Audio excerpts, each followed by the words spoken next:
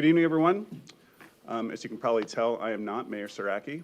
I am Vice Mayor Steve Graber. Mayor Saraki is in Washington, D.C., attending a flood coalition, so I am the chair of tonight's meeting. I'd like to call the May 21st City of Oldsmar Council meeting to order. Our first item on the agenda is our invocation and pledge of allegiance to the flag, which will be led by our city attorney, Mr. Tom Trask. Please rise. Our Heavenly Father, we come to you today asking for your guidance, wisdom, and support as we begin this meeting. Help us to engage in meaningful discussion, allow us to grow closer as a group, and nurture the bonds of our community. Fill us with your grace as we make decisions that might affect the residents of the city of Oldsmar. Continue to remind us that all we do here today, all we accomplish is for the betterment of the city and for the service of our community. In this we pray. Amen. Amen. I pledge allegiance to the flag of the United States of America and to the republic for which it stands, one nation, under God, indivisible, with liberty and justice for all.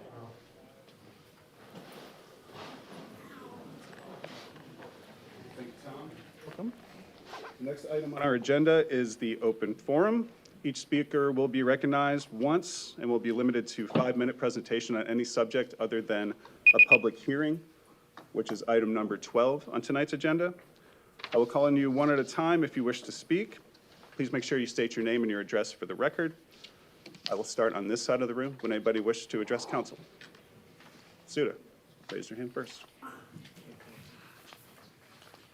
Good evening, council, vice mayor, staff, community, and those present. Suda Yantas Cologne, 402 Arlington Avenue East, Oldsmar, Florida, on our wonderful town that I love and have been here since 1980. I quit counting how many years, I just used the 1980. First of all, I'd like to take a moment to say thank you for the city's support of Opal Pinocchio, not only the city, the community, the people that came out. We had over 400 people in the audience for an average 8 to 10-year-old musical, which we're very proud of. We still are able to offer our musicals free to the public. And I did, so I stay within my 5 minutes because I have 4 different businesses to do. I did bring a little souvenir for each of you because I know not everybody was able to come to that later show. Let's hope I have enough to go around. Thank you. Thanks, Suda. Uh-huh. And we'll leave one for Mayor Zaraki for me, if you would, because they did mention they didn't get a chance to get a program. And this just kind of shows the kids that were in the program. We have bios and everything, as well as we tell about the program and all of those that have supported us. And we are always honored, it's in here somewhere, to take our photo with council when we came in and sang not too long ago, so that's in there as well. So just wanted to share with you another great show. Moving on to the next. If I get my camera zoom in like him and I practice so well, or her and I, whoever's back in. We are moving right into the next show. Frozen Junior will be shown October 12th at Ari Olds Park on the Elizabeth Smith Amphitheater stage. And we are holding auditions coming up, an audition workshop on June 1st from 11 to 1 p.m. at Tico Hall. And we are also having our auditions at Tico Hall on Monday, June 3rd.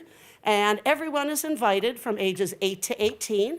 This is a great program. It's a 5-month program, with our show being October 12th, Saturday. Mark your calendars now, council, because I'll be reminding you later this year with a wonderful cast for Frozen Junior, and that's, of course, Opal Theater, which is our Oldsmar Performing Artists League, as well as it's brought to you by Oldsmar Friends of the Arts, and, of course, all of our supporters and sponsors, including the City of Oldsmar, and we thank you for your support. And finally, to stay within my time on my 3 different companies here, Oldsmar Friends of the Arts, we survive on donations, but right now we're really heavily looking for corporate sponsors. These shows, without giving away full budgets, which you guys have already seen, are averaging $6,000 to $9,000 per show. We raise most of that, but we can't do it without corporate sponsors. We need to get those that can get behind us and each year give us any as small as $500, and praise the Lord if we can find somebody to give us $5,000. So please help pass the word on any businesses or anybody that might be interested in helping to support the performing arts of Oldsmar and benefiting our kids and our community. Anybody want a flyer? No takers today? Okay. Thank you very much, council, staff, community. And also, I forgot, Miss Suda's Dancers Show was last weekend with an audience of about 140. That is my 26th recital, I believe, somewhere around in there. I quit counting on that one, too. I had second-generation dancers in it. I had a young lady who was 6 years old who did her first solo ever, and she is a second-generation dancer. And her mother, who had danced with me, had passed away just in 2022. And we dedicated her dance with a special notice on stage to her mother. So for Mother's Day, it touched our hearts, and I'm so blessed that I get to work with all these kids and watch them grow up and watch them bring their kids back to us. It is a truly great program that we have established together over the years. So thank you very much. Thank you, Suda. Thank you, Suda. Anyone else on this side of the room? Jim? Hello, my name is James Hummel, 132 Arlington Avenue. As I go around either running or on my bike, I know it's not events, but people are parking in the no parking bike lane and cars have been left overnight, especially on Park Avenue. And from what I asked the Pinellas Sheriff Office, the lady told me today, there is never allowed parking unless the city has a special event. So I'm just thought I'd let everyone know. One of the streets on Park Avenue, the car pulled out on a child, and the child was almost hit. So I just thought I'd bring that up. Thank you for your time. Thank you. Anyone else on this side of the room like to address council? No? Oh, Amber, sure. All right. Amber Stevens, 318 Lafayette Boulevard. Good evening, council. First, I don't know if council has seen this yet, but our deputy city clerk, Jenny, made this beautiful handbook. It's very well organized. It talks about all the different roles and responsibilities for the boards. So she did an amazing job on this, so just wanted to share that with you, and I think it's going to help us keep us all better organized. So next, I'm here to support agenda item number 25, to support the attendance revision of the Parks and Recreation Advisory Board. We only meet quarterly, so ideally it seems reasonable to only miss once. However, for my 4 years on this board, we've lost members due to this attendance policy. I myself was close to getting kicked off. I missed one meeting due to a funeral, and I almost missed another meeting due to a memorial service. And I almost went as far as flying to meet my family at the funeral.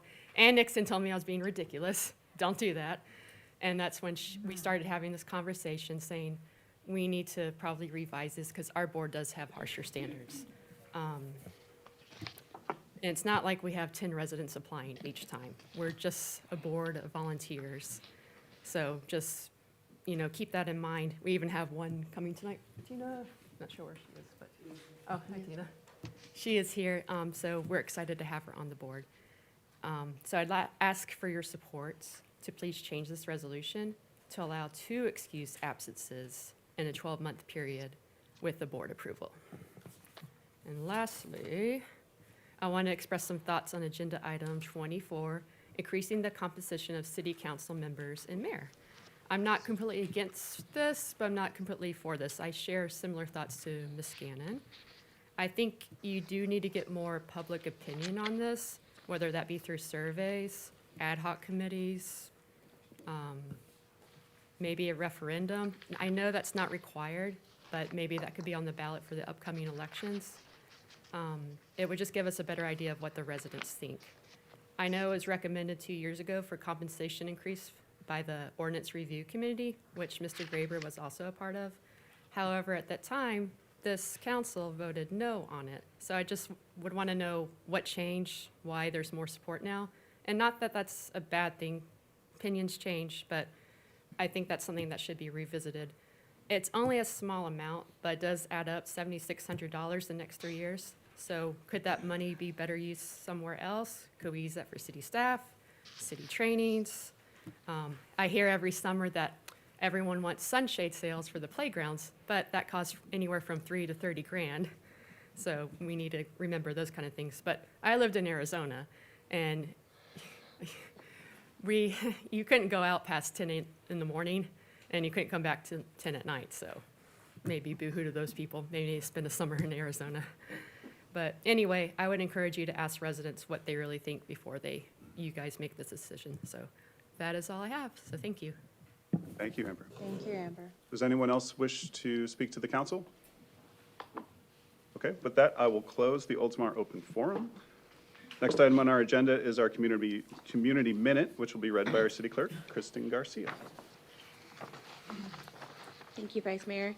Storm and hurricane volunteers. The city is accepting volunteer applications for 4 opportunities, including be a social media ambassador, pledge to evacuate and learn to plan, assist with sandbags and/or debris removal, and visit the website if you are interested in applying.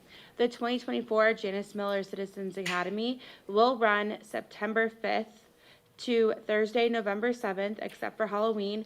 This enriching program is designed to empower residents with a deeper understanding of their city government and community. The application deadline for the 2024 class is on Friday, August 9th. Please contact the city clerk's office or visit the website if you would like to apply. The Veterans Memorial Wall. Each engraved name of an Oldsmar veteran represents a unique story of valor, courage, and selflessness. The application deadline is Tuesday, September 10th. Please visit the website or contact the city clerk's office again if you are interested in applying.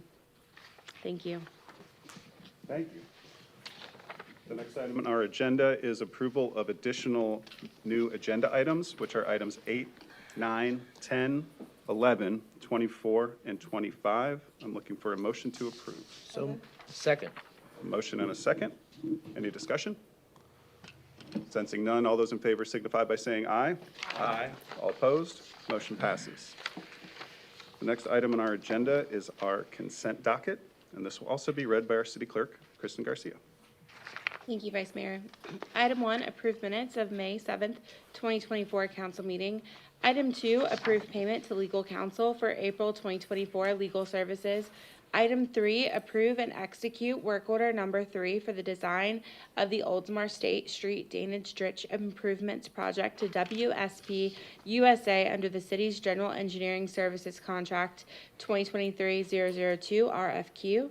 Item 4, approve price increase of the sludge hauling and disposal services contract to Appalachian Material Services, Inc., under the same pricing terms and conditions as the City of Tarpon Springs contract number IFB 2000049BJL.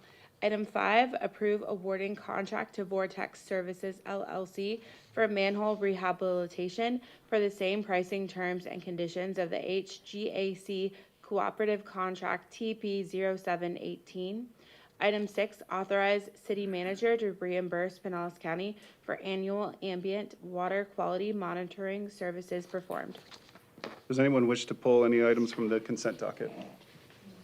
With that, I'll entertain a motion to approve. So moved. A motion and a second. Any discussion?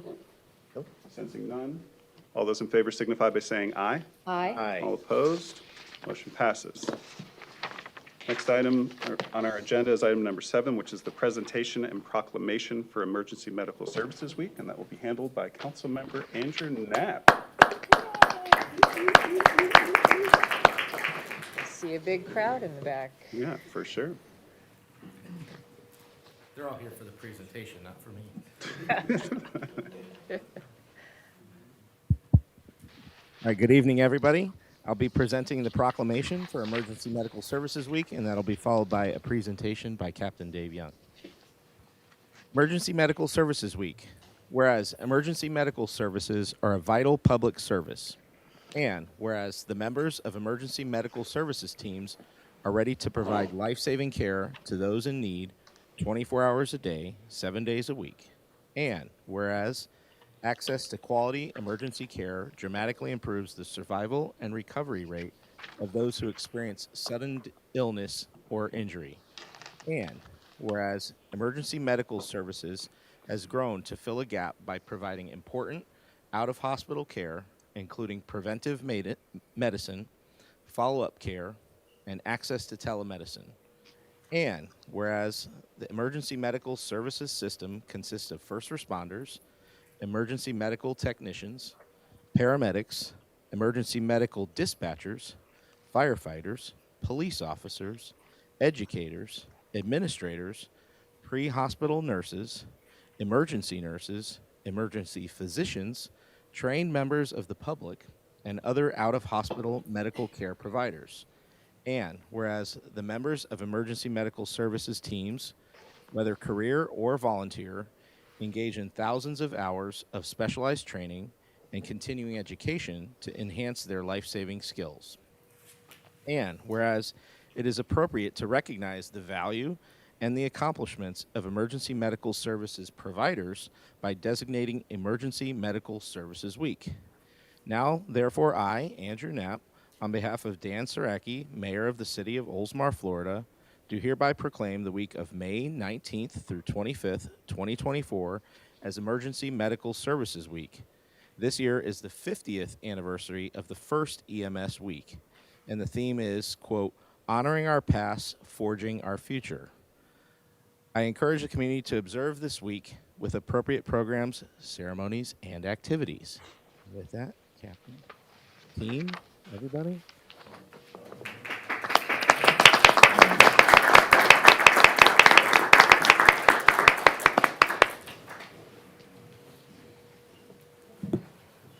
Hope this is gonna work. Picture. Oh, okay.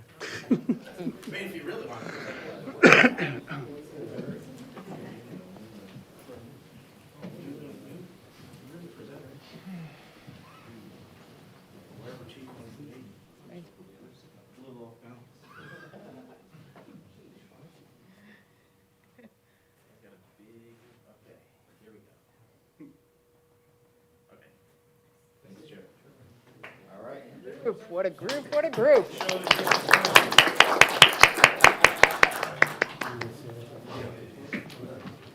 If you want to talk. Thank you, Councilman Knapp. I apologize, I didn't bring my bow tie. I wanted it so bad. I'll get you one for Okay, next year. I appreciate it.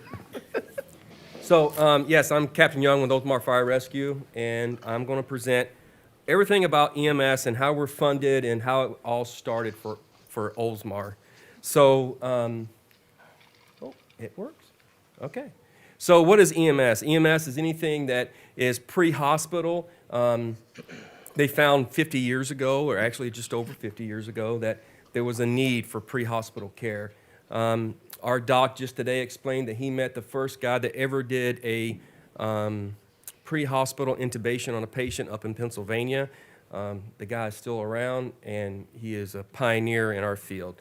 So it's great that he passes on his information to us, and we, of course, are going to pass it on to the next generation.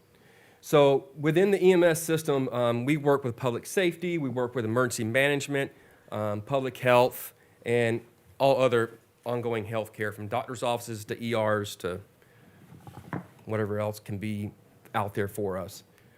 In our system, Pinellas County EMS Authority was founded by a Florida statute, and then the county came in and passed 8 resolutions.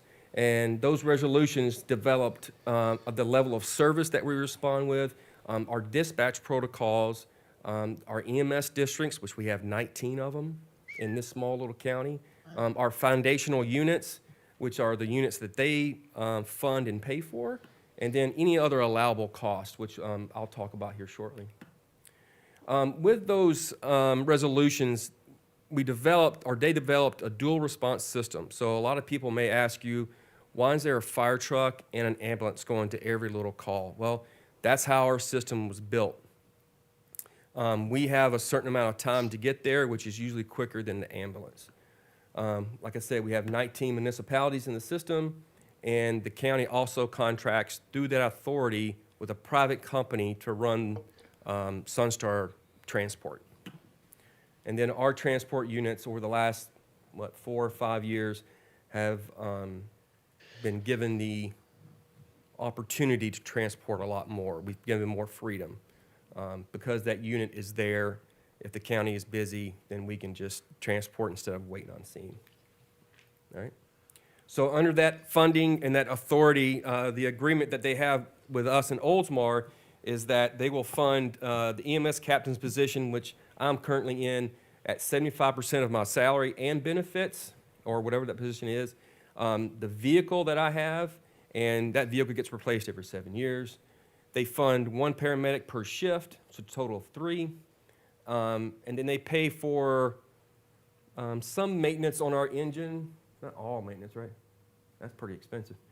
And they pay for insurance and fuel and uniforms for those 3 people, but they pay for a lot of our certification costs, and that's a huge thing. So this year alone, in fiscal year, we get just over $588,000.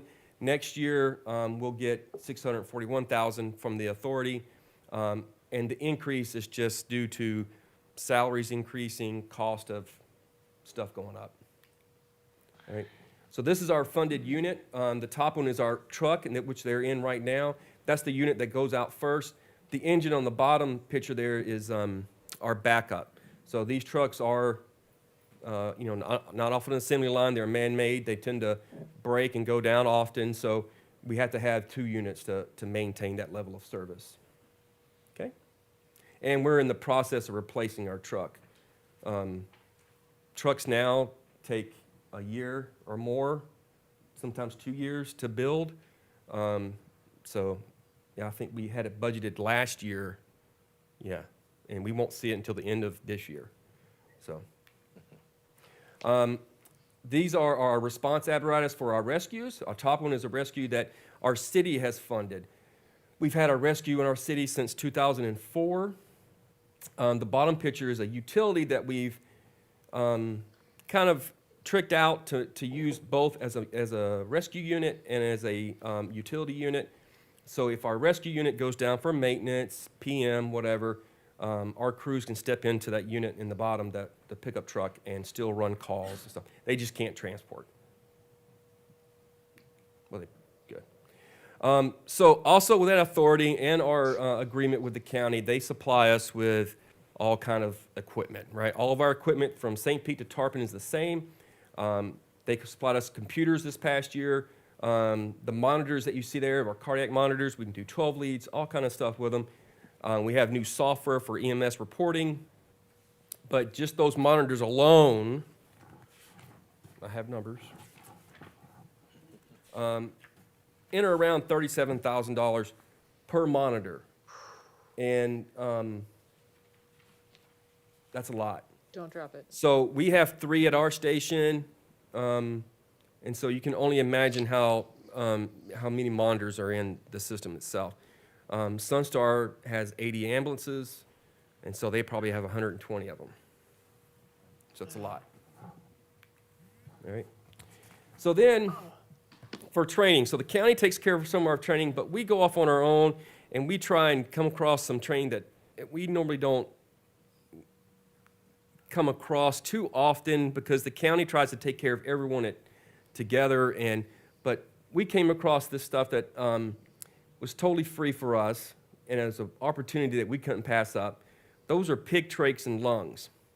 So we got these from a butcher, and our medics and our EMTs were able to practice some difficult airways because it's stuff that we need to know, but we don't get that much training with them. But this is a perfect opportunity to learn the anatomy, refresh our memories with everything. I think they had fun, Joseph? Okay. So they enjoyed it. And we played with them a little bit, So for this year alone, we had almost 2,200 calls, a little bit of an increase from last year, only maybe less than 100 increase. 75% of our calls are still about our medical related. The big point we want to point out is our average response time. This year, or in fiscal year 23, it was 4 minutes and 2 seconds.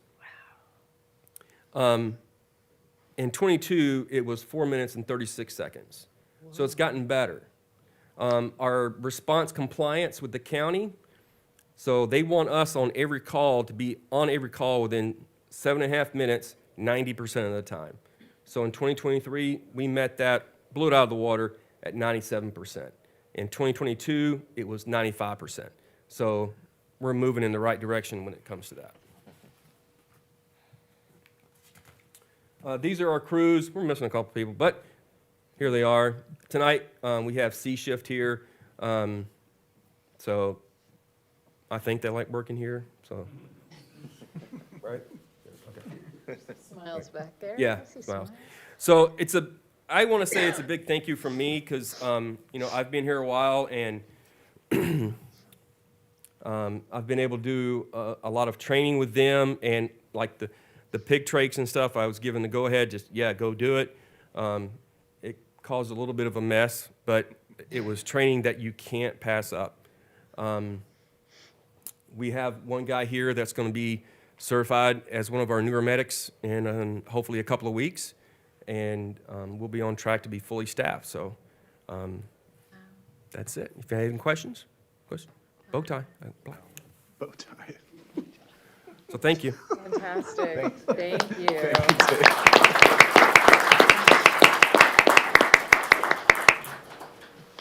All right, the next item on our agenda is item number 8, which is interview applicant for the Board of Adjustment alternate member vacancy.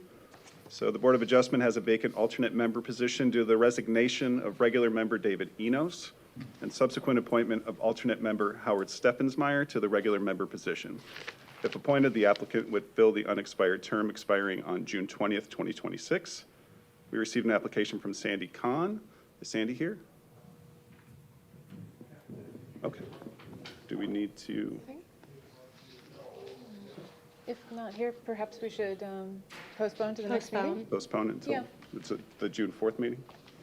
The, The June 4th? The 4th, June 4th is the next meeting. yeah, June 4th. Vice Mayor, a motion to postpone this item to the June 4th meeting? I have a motion. Do I have a second? Second. Any further discussion? All those in favor signify by saying aye. Aye. All opposed? Motion passes. Next item is item number 9, appoint Lynette Kirby and Stephen Artie Caldwell to regular member vacant positions on the planning board for the unexpired terms of 2 former members through August 3rd, 2024, and for 3-year terms expiring August 3rd, 2027. The planning board has 2 regular member vacancies due to the resignations of Jim Mason and Pat Pelletier, whose terms expire on August 3rd, 2024. At the May 8th, 2024 Planning Board meeting, the Planning Board unanimously voted to recommend to the council appointments of Lynette Kirby and Stephen Artie Caldwell to fill the 2 regular member vacancies. For efficiency purposes, it is being requested that the council appoint the above referenced applicants to fill the unexpired terms through August 3rd, 2024, and to regular 3-year terms at the same time expiring on August 3rd, 2027. I see Artie here. Is Lynette here? I don't see Lynette. No. Artie, you want to come up? We got to make you dance. It's an old Mayor Seidel thing. I'm Artie Caldwell, 1910 Montego Court. Gotcha. So thank you for serving. Is there anything you'd like to say about serving on the planning board, why there was the interest? I'm a retired architectural designer, and I've always had an interest in city planning and hopefully designing the city, not just looking at codes, but designing the city the way that will be efficient and helpful for the citizens. Appreciate that. Does anybody have any questions for Artie? No question. Any questions? No? Thank you for volunteering your Yeah, time and absolutely. talent. Thank you. Thank you. With that, I'll entertain a motion to approve Lynette Kirby and Artie Caldwell's appointments to the planning board. So moved. Second? A motion and a second. Any further discussion? Sensing none, all those in favor signify by saying aye. Aye. All opposed, motion passes. Thank you so much. Thank you. Congratulations. Thank you. The next item on our agenda is item number 10, appoint Jessica Villafana and Joseph Santana to alternate member vacant positions on the planning board. The planning board has 2 alternate member vacancies due to former alternate members Stephen Sock and Brenda Giannakos moving up to regular member positions on August 1, 2023. Jessica Villafana and Joe Santana will be filling unexpired terms through July 19th, 2025, and August 2nd, 2025, respectively. At the May 8th, 2024 Planning Board meeting, the Planning Board unanimously voted to recommend to the Council appointments of Jessica Villafana and Joe Santana to fill the 2 alternate member vacancies. I see Joe. I do not see Jessica. Jesse's not Joe, here. want to come on? Hey, Joe. Yeah. Thanks Not for dancing. I coming. danced the first time You for can, oh, you did, the you did dance the first time. I remember that now. Yeah, you Parks did. and Recs board. I'm not Yes. doing it this time, though. Okay. Unless you ask nicely. No, I'm not doing it. Stop being so defiant. Why the interest in the planning board, Joe? I wanted to get on it just to serve some more. I mean, I find the planning board very interesting. Followed it for a bit, and once it was allowed to serve on multiple boards, it was the first board I thought of. So, Gotcha.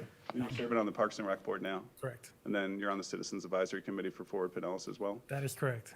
Now we're doing the planning board. So, busy. Joe, getting busy. Yeah, absolutely. Keep it on it. Okay, any questions for Joe?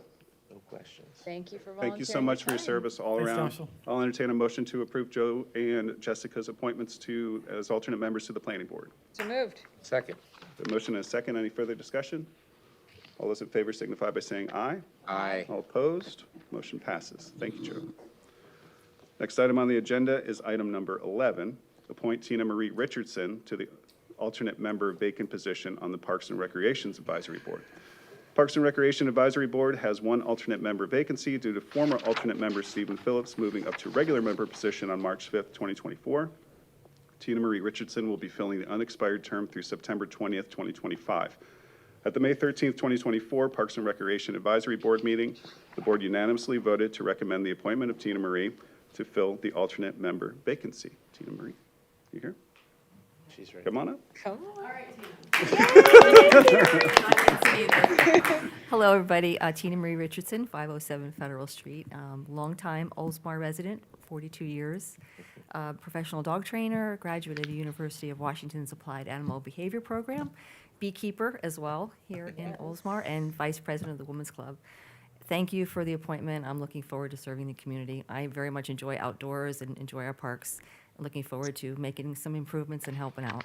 Well, thank you so much for volunteering. We have any questions for Tina Marie? Thank you. No, she Yeah, came up and Perfect. just, yeah. exactly. Better when you answer the qualified. questions without being asked the questions, right? She has got it. Tina Marie is an amazing woman. Oh, thank you I'll so much. entertain a motion to approve Tina Marie Richardson's appointment as an alternate member to the Parks and Rec. So moved. Motion and a second. Any further discussion? Sensing none, all those in favor signify by saying aye. Aye. All opposed, motion passes. Thank you so Thank very you. much. Thank you. Congratulations. Next is our city attorney, Mr. Tom Trask. Tom? Thank you, Mayor. Item number 12 is public hearing and first reading of ordinance 2024-13 to provide for the prohibition of certain uses of city logos and slogans. You remember that on May 7th, you authorized me to draft a resolution and ordinance regarding the use of the city logo. Ordinance 2024-13 would amend the city's code of ordinances to provide for the prohibition of logo use as follows. The manufacturer, use, display, or other employment or any facsimile or reproduction of city logos or slogans, except for approved use by city officials, employees, or outside organizations consistent with an adopted city council policy, is a violation of this code, punishable as provided by section 1-15. I'll read that ordinance by title only.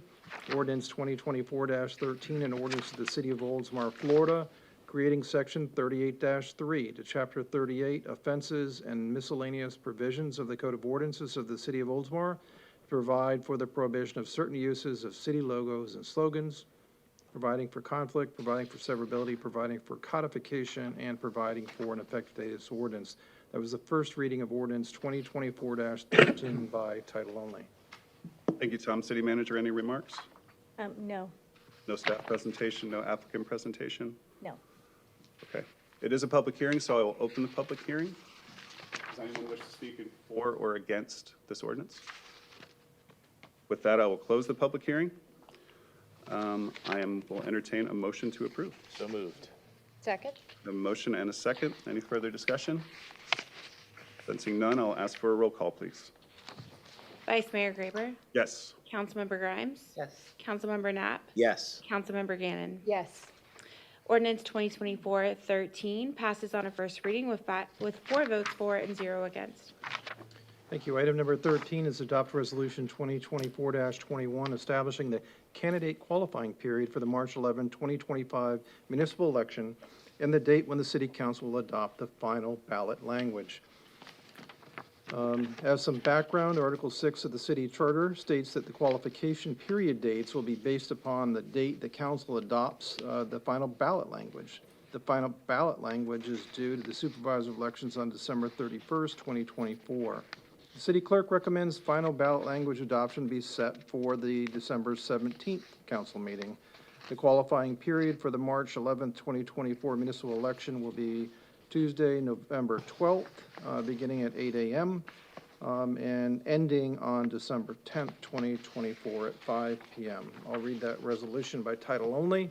Resolution 2024-21, a resolution of the City Council of the City of Oldsmar establishing a candidate qualifying period for the March 11th, 2025 municipal election and the date when the City Council will adopt the ballot language resolution and providing for an effective date hereof.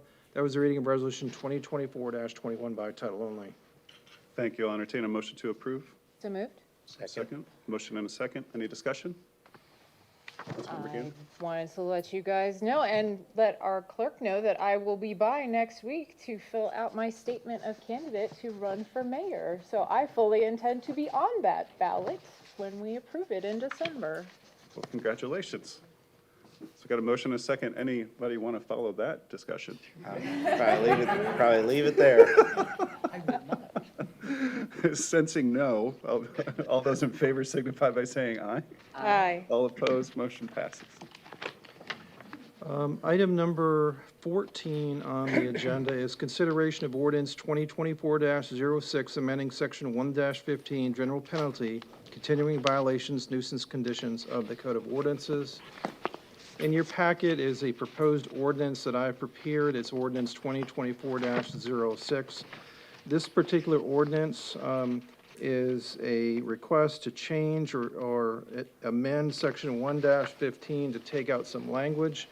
The specific language that I'm asking to be taken out of the code is the requirement or the possibility of someone being imprisoned for a term not exceeding 6 months for any violation of the code. It would leave in the provision in the code that a violation of any provision of the code would be punished by a fine not exceeding $500. That's been in existence since, I believe, the 1980 code. So this is just a small change, take out the criminality of a civil code violation. So this whole time, we couldn't imprison anybody? Well, it was in the code for 40 years. I don't think that that's ever been attempted, but I want to make it absolutely clear that we don't want it in there. Not a good idea. Not a thing. Let's go ahead and get that out of there. Let's So- take that out. So the recommended motion would be to approve for consideration this ordinance amending section 1-15 for first reading on the June 4th agenda. I'll entertain a motion to approve. So moved. Second. Motion and a second. Any further discussion? Sensing none, all those in favor signify by saying aye. Aye. All opposed? Motion passes. Thank you. Thank you, Tom. Next on our agenda is our city manager, Felicia Donnelly. Thank you, Vice Mayor. Number 15 is a business assistant partnership update. The Upper Tampa Bay Chamber of Commerce will provide a brief presentation summarizing the year-to-date activities of the business assistant partnership agreement.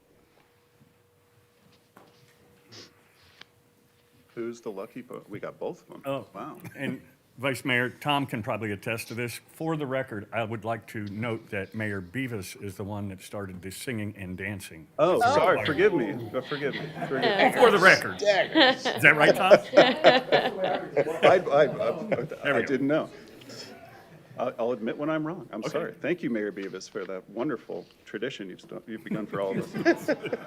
I also wore a tutu on my last meeting, so. That's true. And sometimes on Saturdays. Yeah. So Jason Sanders with the Upper Tampa Bay Chamber of Commerce, Doug Beavis with the Upper Tampa Bay Chamber of Commerce, also Oldsmar resident. if you didn't know that already.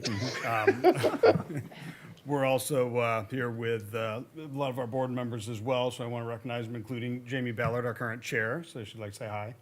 There you go, Hi, Holly. Jamie. There you go. This is pretty much our 6-month preview of the BAP agreement with you, just to bring you up to speed, tell you what's been going on in the last 6 months, and give you an idea of what we've been working on and what's in the works completely. So this button, You're in charge. there you go. See, works. Very nice. That's our logo, not your logo. We wouldn't do that. But we did this prior to approving that. So the business assistance program. We'll go right on to the next. Did you guys pose for that picture? Nice. All right, this first is about the ESP program. So we've talked about that before. We'll start out big with the big numbers for it.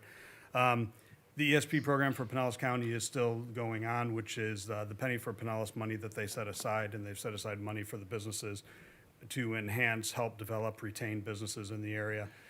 So with that, so far in the last 6 months, for the last 6 months, we've also got 2 more businesses that were able to take part in the Oldsmar area. So we've had 2 businesses, and we approximated about $3.2 million brought into the area through the ESP program for them. The first was a project OL Products. If you've seen them, they're building another facility. They're having to expand as well, and they stayed here within Oldsmar.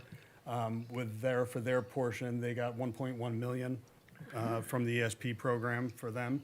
And the second is one that's still going to be going in underway, but it's under process. That is the United Healthcare building that Microlumen purchased. They're going to be getting some help with that. Right now, it's still estimated, but from what we understand, the county's pledged that, oops, I passed it, didn't I? That the county's pledged $2.1 million there, that they should be able to help with funding that, so. And Scott Talcott has indicated that it is, much like here, it has passed all the staff reviews, so it should pass through the county commission. I'm not sure if it has or where it's at, but I also want to note, although it's outside this 6-month window, one of the first ones we did was the Herod Properties. It was $900,000.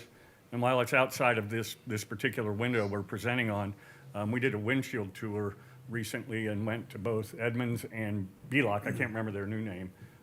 And they, Cromalloy, they haven't even touched half of their building yet. So we anticipate that that's going to just continue to give to the community and employ people. So even though it's outside it continues to work for the city.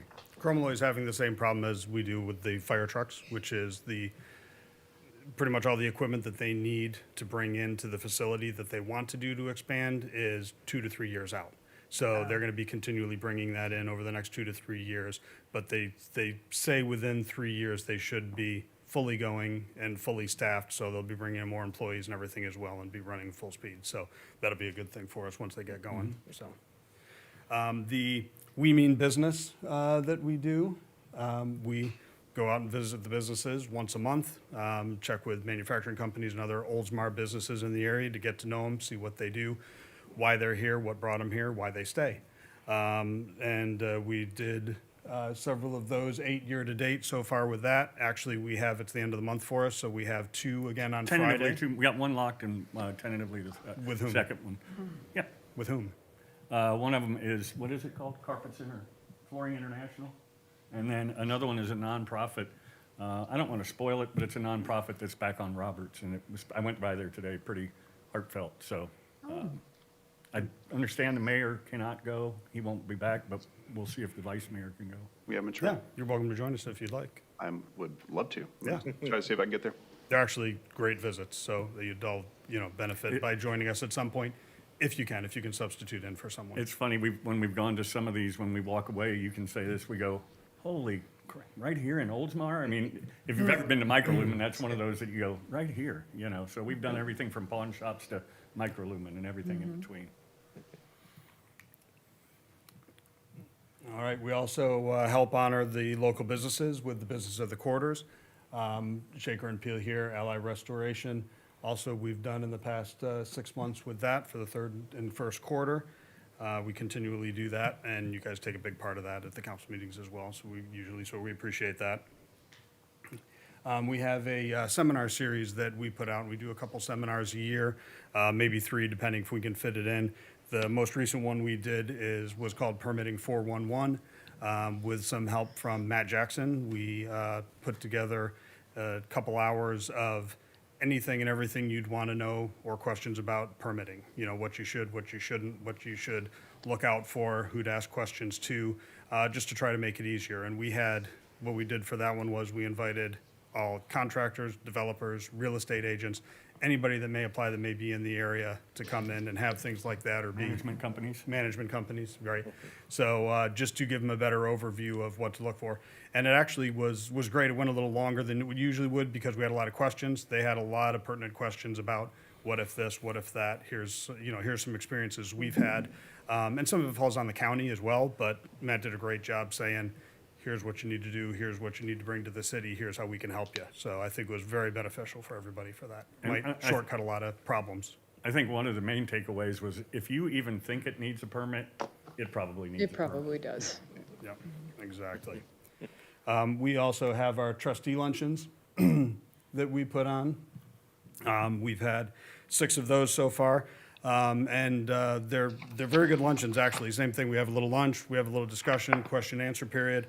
So far in the past, this year, 6 months, we've done Clearwater for Youth, we've held the Tampa Bay Lightning, Visit St. Pete Clearwater, the Pinellas County Sheriff's Department, and Valspar.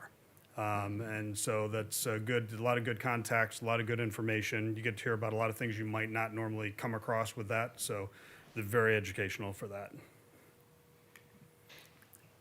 There was also a Future of Work Summit. This is a little off the gamut of things that usually pertain, but it does.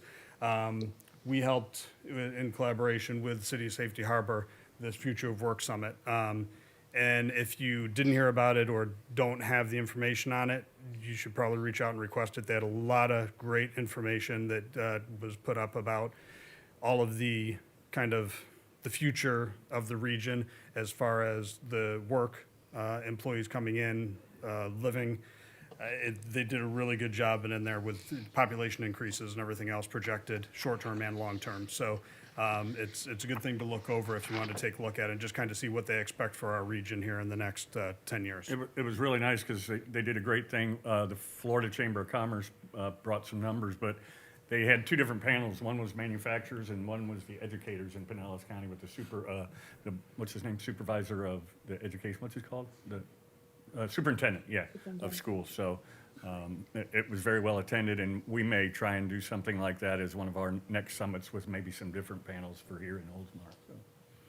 So to give you an idea and a quick breakdown, the next slide, this is some of the other things as well that go into the BAP that we do. These are the meetings in particular. Educational seminars, morning mingles, the city chamber meetings that we have. This is taking longer than I thought to come up. I We added apologize. more. Yeah, this is. And we'll be done here in a minute. You guys really love transitions Okay. in PowerPoint. Yeah. It's a lot of work. You did a good Is there one job. more in the top Thanks. right? A lot of There's something. a little bit of white space. Yeah, there's still space, Jason. Yeah. So that includes, just to give you an idea as you look at it, with all the things that we do that are BAP related, that is 87 meetings in the last 6 months Great. that we've done that pertain to the BAP. So we keep pretty busy with it. You know, we keep it going. We try to keep as many, kind of like we do with the chamber, try to keep as many times open as we can for everybody because everybody can't make things all the time. So we have enough of these where businesses can continue to come and, with least disruption to them. And I'll say this, the North County Municipal one and the one Pinellas that you go to and our economic development partners, those are really good because they involve similar positions from, Dunedin and Tarpon Springs and things like that. So it's a time to collaborate. But I'll tell you, on the most recent windshield tour we do, which we do that just to explain, Matt went with us this last time. We go with Scott Talcott, me, I don't know if Felicia's gone. Have you gone with us? You've gone with us, but we drive around the city and try and identify empty buildings that we might be able to fill them with some occupants. But on this most recent one, we took our representative from TECO and went around, because as Felicia knows, in the past, we've had some power problems back in the industrial area. And we actually I set up a meeting with Chromalloy and Edmond to go in there and see, because they're pretty heavy power users.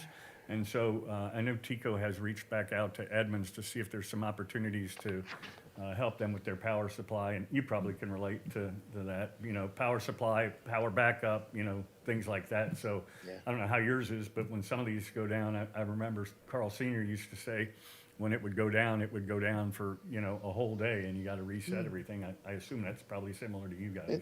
It's a similar impact to us. We actually upgraded our transformer last year, added 2 big generators, so power is definitely a concern for the big manufacturers. I think they can handle a blip, but if it's any longer than the blip, according to them, they're done for the day. Yep.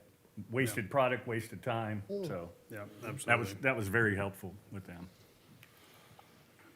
And then we have our ribbon cuttings. So you guys are very familiar with this. I see you guys at a lot of the ribbon cuttings as well, and we appreciate that support for the businesses when you're there.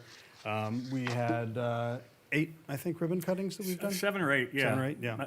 We had this slide before we had 2 more. Right. So, yep, we always appreciate you guys coming out and then being a part of that, and so do the businesses, trust me. They always comment, so thank you very much. We've done more than that, but these are just the ones that are within the city, so. Just, and because of the BAP, they don't have to be chamber members. That's part of the agreement with the city is to do that, so it works out well. So we get really good turnouts. Yep. And I believe that might be the end. Yep. Yep, there we go. So that's it. No more transitions? No more transitions. Yep, Yep. like disappointed. Back to the Yeah. screen. Oh, we just transitioned back to us. Okay, cool. Any questions for Doug or for Jason? Anybody? Sandy? You know them pretty well. Thank you, on behalf of Microlim, thank you for your assistance with the We hope that. ESP. Do you have any info on that? If anybody, I can give you a quick description of what the ESP is. It started, how many years ago? 3? 3-ish? And so we kind of, actually Jason, with his company, kind of was the guinea pig. Basically what it is gap funding. And what happened with Harrods was, you know, if your performa says, you know, you need to charge X amount for it, but the construction costs are here, there's a gap, and they call it gap funding. And it was basically at Harrods, as I understand it, it was $900,000 worth of fill dirt that made the project feasible. So is that safe to say, something like that? So it helps with that. If you have a stormwater pond, which may be your case, I'm not sure with that building, but if you have a stormwater pond and you're going to put something on it, you might do underground retention, which drives the cost of the project up. And so that helps defer it. And I can't remember how much is in there, 15 million or something like that? I don't remember the dollar amount, fund? but yeah, in the 80 funding. million set 80 aside. million, yeah. Yeah. So, Yeah. so hopefully Microlumen will get. Yeah, Yeah. our project is because we didn't need the whole space of the building now for future expansion. We wanted to sublease it, but the building was originally built as single tenant space. So the funding is to help subdivide the building, add additional truck bay access in the back, because there was only, for that large building, there was only 1 truck bay for the whole building. So now they're adding in additional bays and all the outside utility work that needs to be done to help separate meters, and, you know, there's a lot involved just for what's mostly kind of exterior facing work. But And half of it, I assume, will be for manufacturing for Microlumen. eventually, yeah. Yeah. It's kind of our skunk works right now. Well, just to be clear, I was the guinea pig for that testing process to kind of find out how the process worked. I had 3 different interviews with them and rejected all 3 times. So that was my place in that. And part of it was to keep, Dead part of it was to guinea pig. keep companies from moving out of Pinellas County. That was really one of the cruxes, is to keep them here, so, Right. For sure. yep. Well, thank you both. No? Thank you, Thank you very much. Item number 16. Is adopt resolution 2024-18, the 2023 concurrency test statement.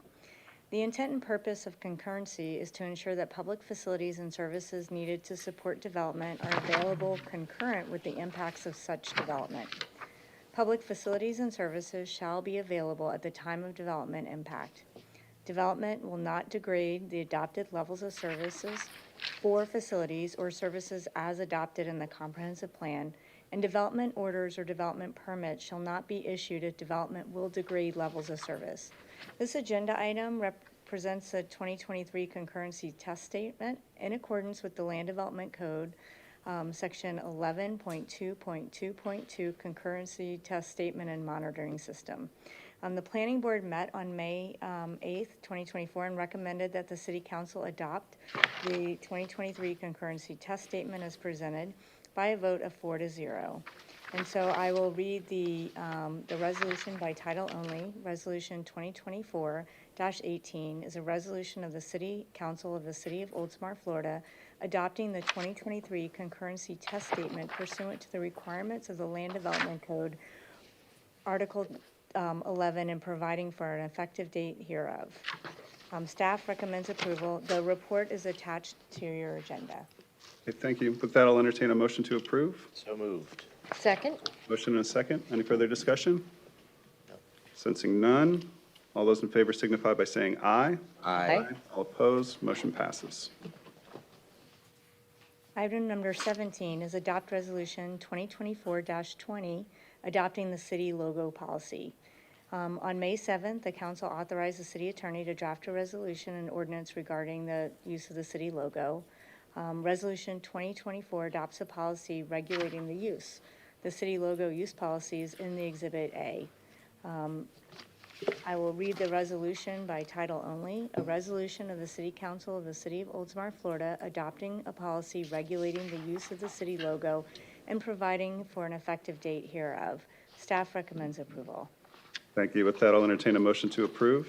So moved. Motion and a second. Any further discussion? Sensing none, all those in favor signify by saying aye. Aye. All opposed, motion passes. Okay, item number 18 is consideration of ordinance 2024-05, amending Article 6, flood control, stormwater management, and wetlands protection. I invite Tatiana Childress, the Director of Planning and Redevelopment, to give a short presentation. Thank you.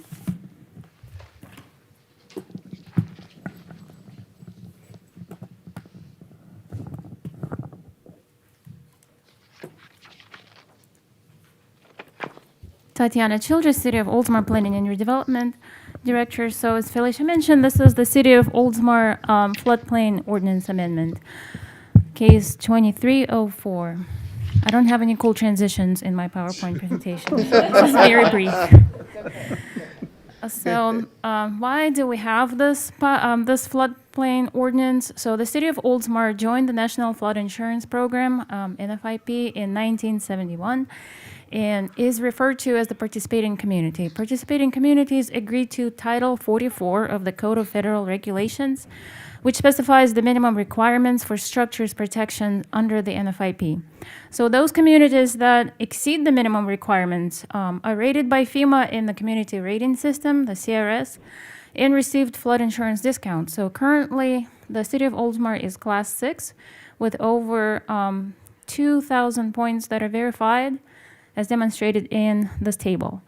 So the regulations that meet or exceed the minimum administrative and technical requirements are adopted through the City of Oldsmar Floodplain Ordinance, which we're amending tonight. We also have what they call the higher technical standards. So those activities that are exceeding the minimum requirements are referred to as higher technical standards. So as part of one of those higher technical standards is the cumulative. And starting in 2013, as part of the higher regulatory standard, the city adopted and enforced the cumulative over 15-year time period. So we just collectively call it cumulative, but what it is, it's the 15-year cumulative is applicable to the existing structures that are constructed below the base flood elevation. So we track permit cost for the last 15 years, starting from, well, not 15 years, but starting from 2013.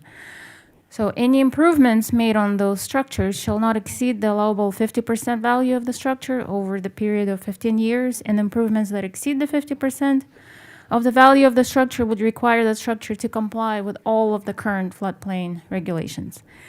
And the basic rule for structures constructed below the BFE, if the cost of the building improvement or the cost of repair exceeds the 50% of the market value of the building, it must be brought to the current standards. The map here indicates the updated special flood hazard area, indicated in pink here. So anybody who has a structure within this pink area is subject to this 50% rule, higher technical standards. And during our last meeting with the planning board, when we were amending the floodplain ordinance, the planning board members, they wanted us to reevaluate this 15-year cumulative, and the board expressed concerns that this higher technical standard may impose a hardship on homeowners and maintain their residences. So therefore, staff evaluated the 15-year cumulative, and we proposed this amendment. I will read the amendment in the record. So we're proposing reducing the cumulative years for substantial improvements from 15 years to 5 years, and reducing the allowable percentage of market value from 50% to 49%, removing the 25-foot setback requirement for new buildings beyond the reach of mean high tide and coastal high hazard area and coastal A zones, updating definitions in section 6.14, including abbreviations for the Florida Building Code, and reducing the allowable percentage of market value for substantial damage, substantial improvement to 49%. Technical amendments to the Florida Building Code referencing definitions for substantial damage and substantial improvement, and amendments to section 6.16.6 of the Florida Building Code, residential, for clarity on enclosure and construction standards in the coastal A zone. Out of all of these, we're technically just changing the 15-year cumulative from 15 to 5. And then all of the other amendments are more like a housekeeping items. So while we were doing, I think I just lost, the microphone is a little sensitive, sorry. So during our amendment update, the ordinance is also being reviewed by FDEM representative, the Florida Department of Emergency Management, and they also kind of like run the ordinance by the state model ordinance to compare if there's any other amendments that could be done at the same time. So the state was updating the certain language in the state model ordinance for building code, higher technical standards, and we've incorporated those at the same time. Last year, the council members and board members, they've already voted on those, so it's just moving the section in a different section in that floodplain ordinance, so it's like a housekeeping item again. Changing to, I actually go to the slides back. So the request for the amendment was reviewed against the Land Development Code section 3.13.2. And there are 3 main items. So the amendment complies with the comprehensive plan and advances the purpose of the Land Development Code. The amendment will contribute to promote the community's welfare, and the amendment will not grant a special privilege to an individual property owner. So I'll go into each one of them briefly. So most neighboring, we've done for the amendments to the cumulative from 15 to 5. We checked all of the neighboring communities, and most of them have their cumulative way below 15 years. So either 0 or 1 year, and we only have Safety Harbor and Indian Shores that are slightly higher. So lowering the percentage for substantial improvements to 49%. So right now we have a cap at 50%. So we call it substantial improvement, substantial damage at 50%. FEMA calls it 50% rule, so we're changing it to a 49% rule for Oldsmar. It gives you that 1% of the 50 as a cushion. During any kind of like construction project, you may encounter some unexpected expenses, and that sort of covers us to be in compliance with the minimum federal regulations. It also gives us up to 20 points. So in that CRS rating that we reviewed on the first table, by lowering the cumulative from 15 to 5, we're losing, we may lose up to 20 points, but lowering it to 49%, we're actually gaining those 20 points. So it's a net 0 for the CRS point system altogether. So all the other housekeeping items, as I mentioned, they were just reviewed by the FDM for consistency with the state floodplain model ordinance, which I already mentioned. So based on the above discussion, staff recommends approval of the flood ordinance amendments and revisions to the previously adopted technical amendments to the Florida Building Code pertaining to floodplain management as proposed. And I will take any questions if you have any questions. Any questions for Tatiana? Just one quick clarification. Councilmember Gannon? Sure.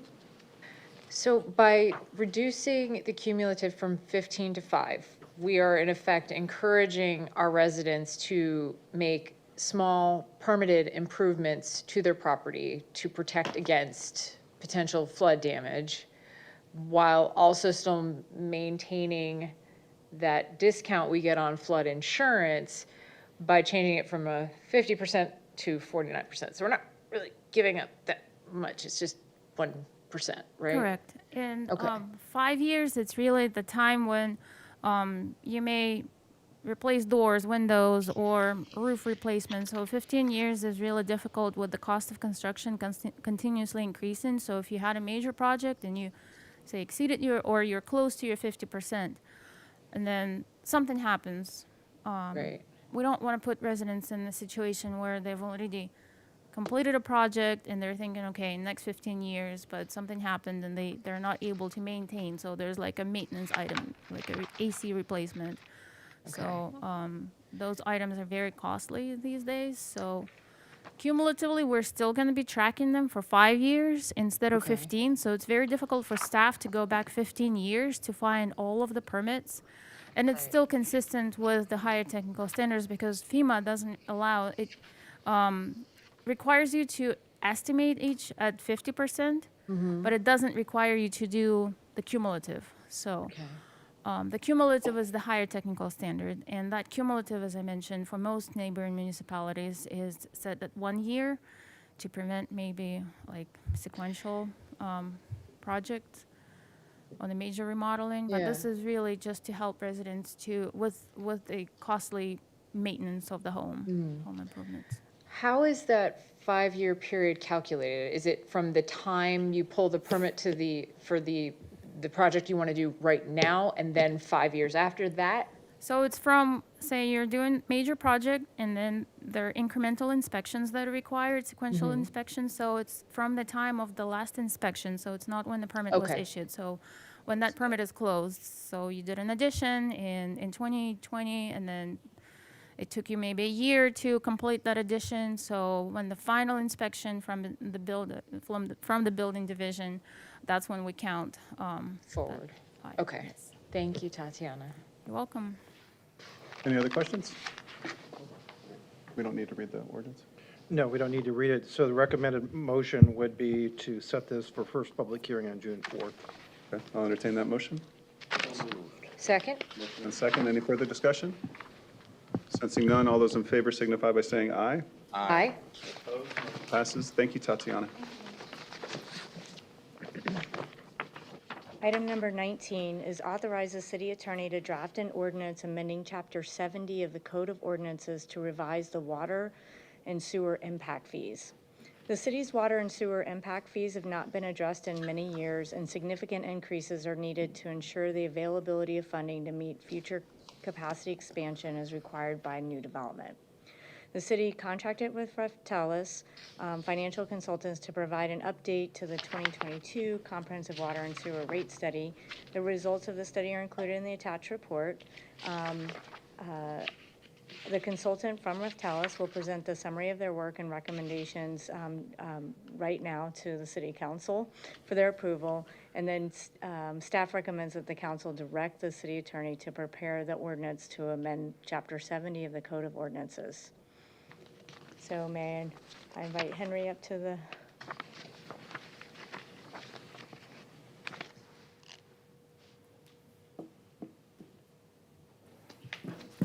Good evening, Vice Mayor, Good evening. council members. My name is Henry Thomas. I'm a vice president with Reftelis Financial Consultants.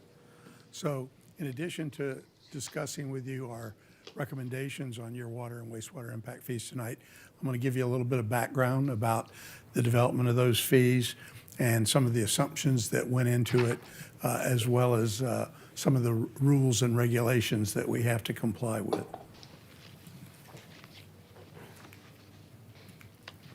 So the current impact fees have been in place for more than 20 years for the city. That's quite a long time. The water fee today is $984 per equivalent residential unit, and the wastewater fee is $1,390.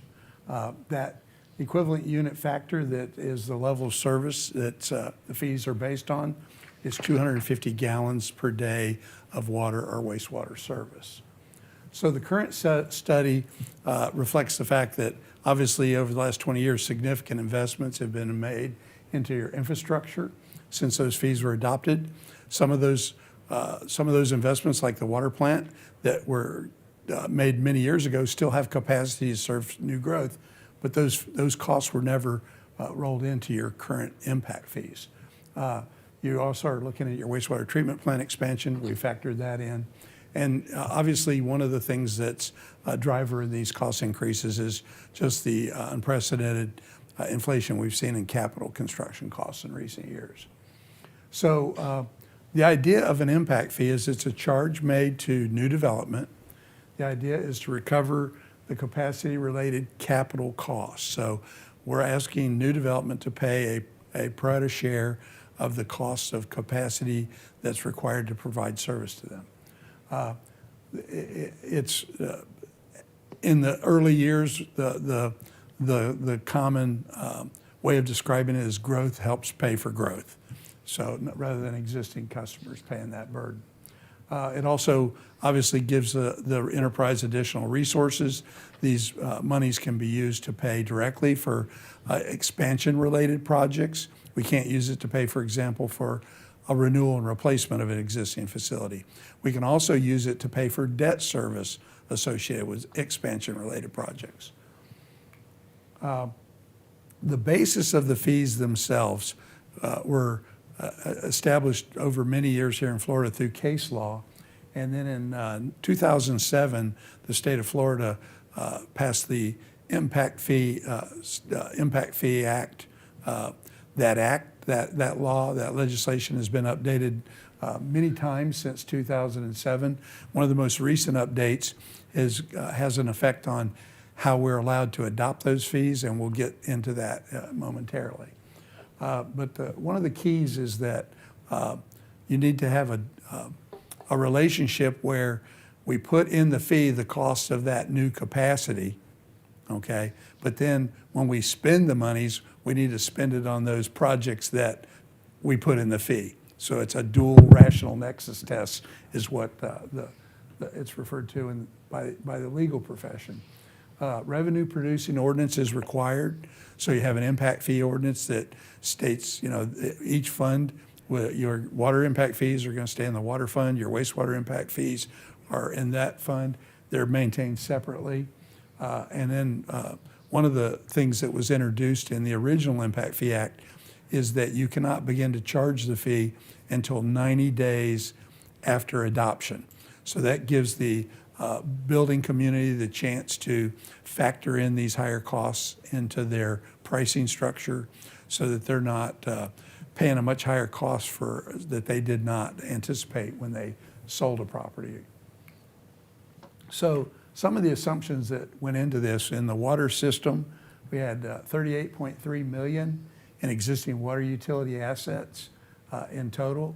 That includes 2 billion gallons a day of treatment capacity. Of that 38.3 million, we excluded approximately 9.5 million from the fee development because those were equipment and non-backbone related facilities. So the purpose of the fee is to recover those costs that are, again, should be borne by all customers, and obviously treatment capacity, and then the backbone transmission that either collects or delivers the wastewater and water are included in the fee. And also, the most recent rendering of the act says that it's got to be based on infrastructure. So we can't put equipment, even though we may have to expand our equipment to meet the needs of new growth, it's got to be a long-term asset and infrastructure based. The other thing that was factored into the fee was in the water system, $15.5 million is your current 5-year CIP. Of that, we recognized approximately $2.5 million as expansion-related investment. The other things included renewal and replacement of existing assets, equipment, and so forth. The major projects of $2.5 million include some water main improvements and upsizing, and raw water main improvement project that's currently in your plan. And both of those projects will facilitate additional capacity to serve new growth. And again, we're recommending that you maintain the current 250 gallons a day of service that is used in the current fee. On the wastewater side, you currently have 38.3 million in existing wastewater assets. You have 2.25 million gallons of treatment capacity. We excluded, in this case, 10.4 million as non-representative of what the intent of cost recovery for impact fees is. The capital plan was 21.9 million. Of that, we recognized 12 million in the fee calculation. And that represents additional capacity of 740,000 gallons per day of new sewer capacity. Those major projects that totaled 10.9 million included some collection systems improvements in East Oldsmar, filter capacity extension, which again provides more treatment capacity, water reclamation redundancy, and your water reclamation facility control building. Again, 250 gallons a day is the current level of service. We're recommending you maintain that.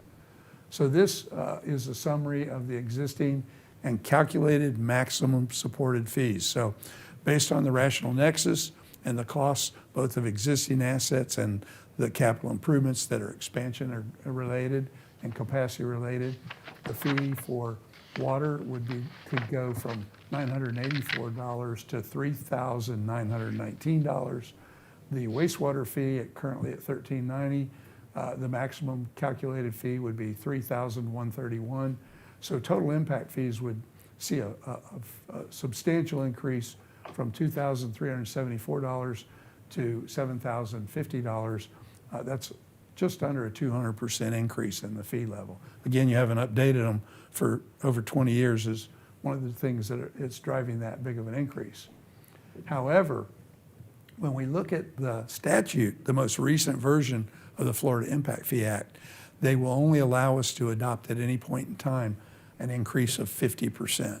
So the most we can go up at any point in time is a 50% increase.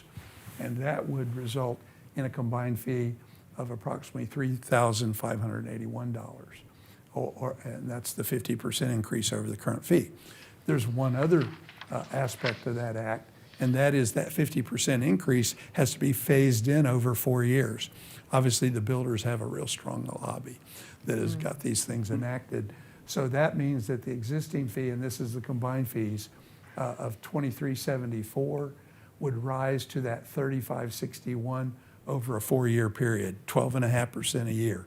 Now, the other thing that the statute says is you cannot update this study except once every 4 years.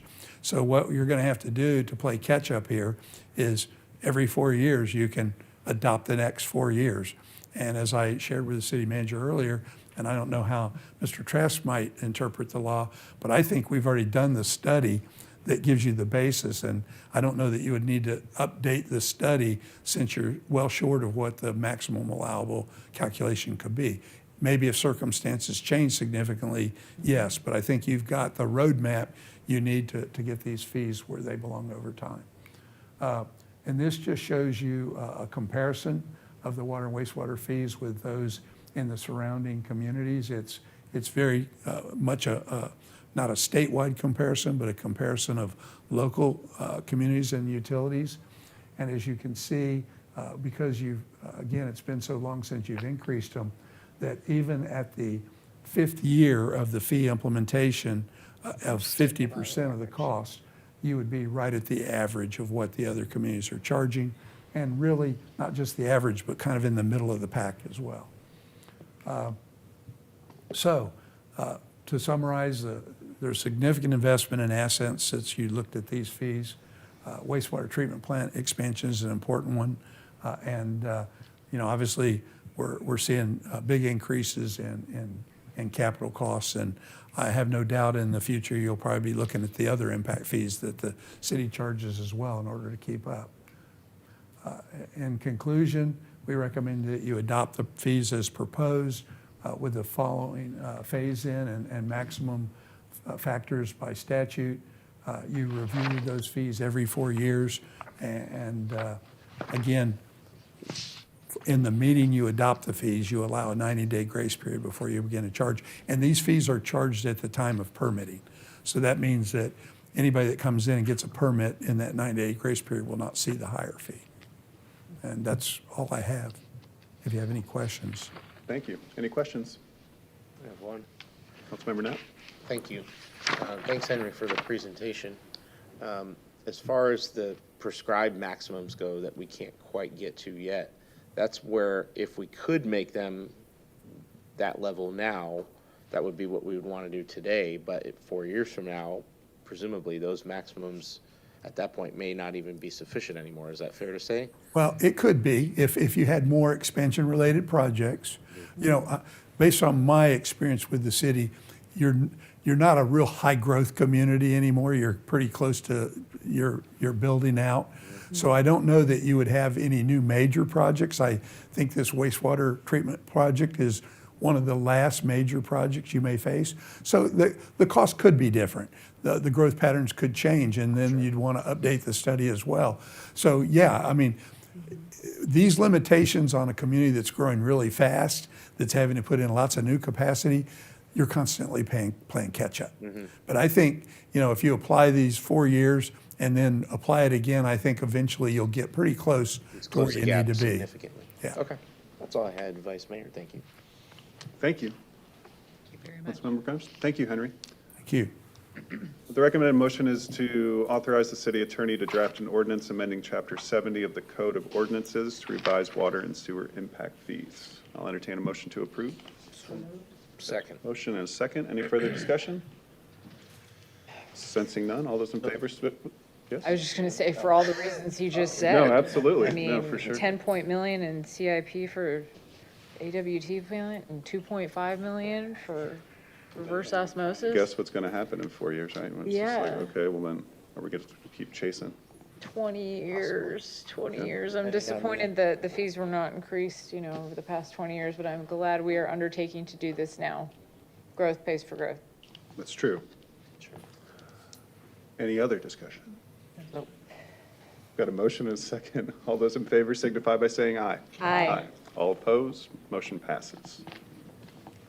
Item number 20, approve an agreement for the use of a portion of Bicentennial Park with the Oldsmar Organic Community Garden. In 2012, the city of Oldsmar designated an area of land at Bicentennial Park to establish a community garden where volunteers and staff work together to lay out the garden plots and install a fence. In 2014, the volunteers formalized and established a 501c3 status, forming the Oldsmar Organic Community Garden. Since its inception, the Oldsmar Organic Community Garden has provided opportunities for the public to learn about gardening techniques, maintain their own garden plots, and share in the joy of gardening with others in the community. This item recommends the approval of an agreement that provides a portion of Bicentennial Park, the same portion, for the Oldsmar Organic Community Garden to conduct gardening activities from July 1st, 2024 to June 30th, 2025. The city will share a portion of the irrigation utility costs, up to 50% of it, up to a total of $500 annually. The club will be responsible for all other irrigation costs above the city's contribution. The agreement's been reviewed by the city attorney and staff recommends approval. Thank you. I'll entertain a motion to approve.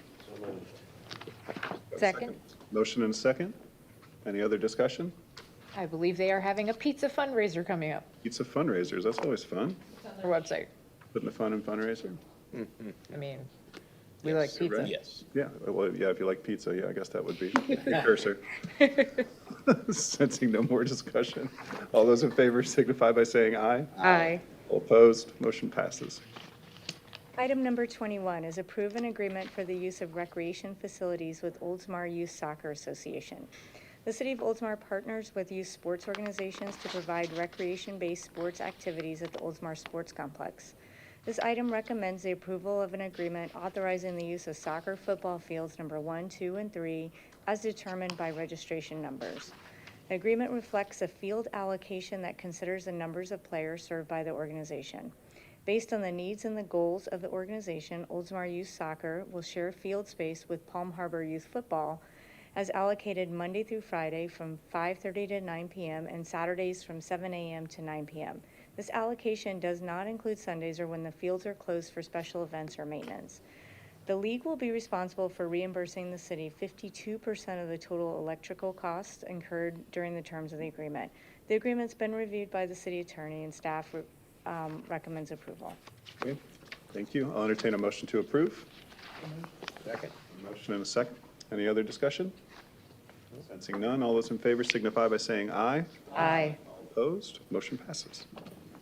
Item number 22 is approve the USA BMX National Championship Series event agreement with the American Bicycle Association to host the USA BMX Gator Nationals on October 18th through the 20th, 2024.